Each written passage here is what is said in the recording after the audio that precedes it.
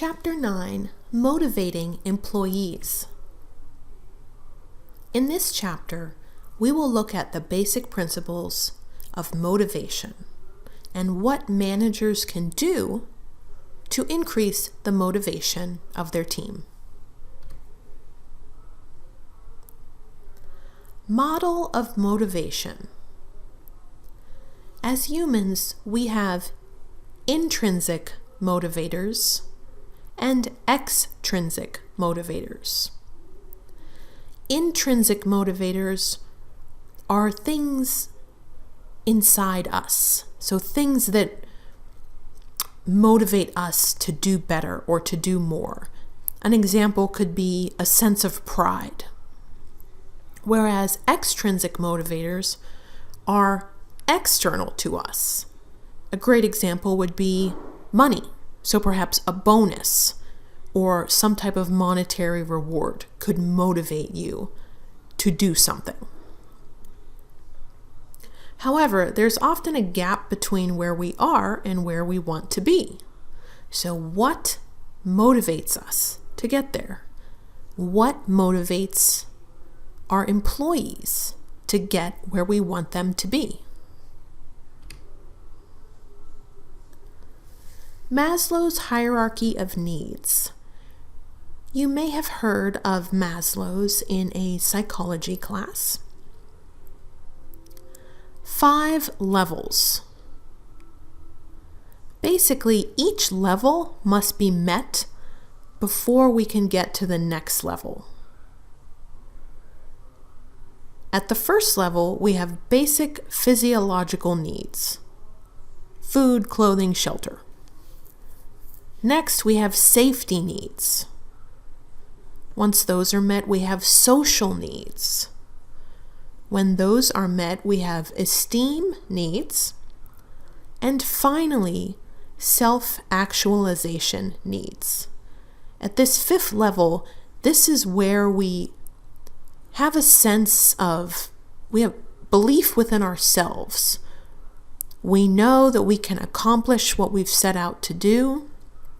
We have a strong sense of our own self-esteem, and we also have a positive outlook that what we want is attainable. So this is really the ultimate goal of where we want to be as humans, and certainly where our employees want to be. But in order to get there, we have to meet each of those needs along the way. So think about this in the context of the workplace. What would a safety need in the workplace be? Certainly general safety, but it could be something like a sense of job security. You need that before you can ever get to that self-actualization. Differences in management approaches. You can see traditional U.S. management, Japanese management, and then Theory Z, which is a combination of the two. Here on this chart, you can see how different the factors are for traditional U.S. management versus Japanese management. For example, in the U.S., length of employment, relatively short term, and workers can be subject to layoffs if business is bad. Whereas the Japanese management style is more along the lines of lifetime employment, where you may start with a company with the understanding that you'll be there for decades.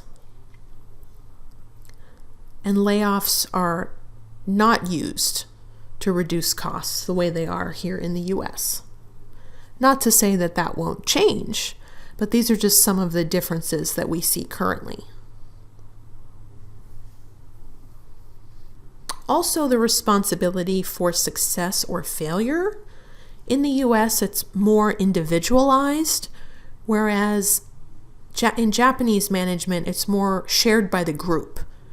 group responsibility for success or failure.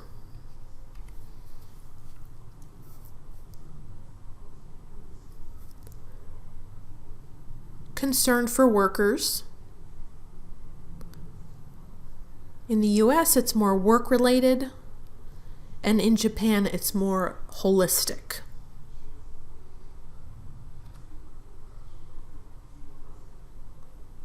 Herzberg's motivating factors and hygiene factors. Motivating factors: achievement, recognition, the work in and of itself, advancement, and growth. So according to this theory, these are factors that motivate people, whereas hygiene factors don't necessarily motivate us if we have more of them. So for example, company policy, supervision, working conditions, salary and benefits, and job security. If you have job security, having more job security really doesn't motivate you. Whereas more recognition is more of a motivating factor for people.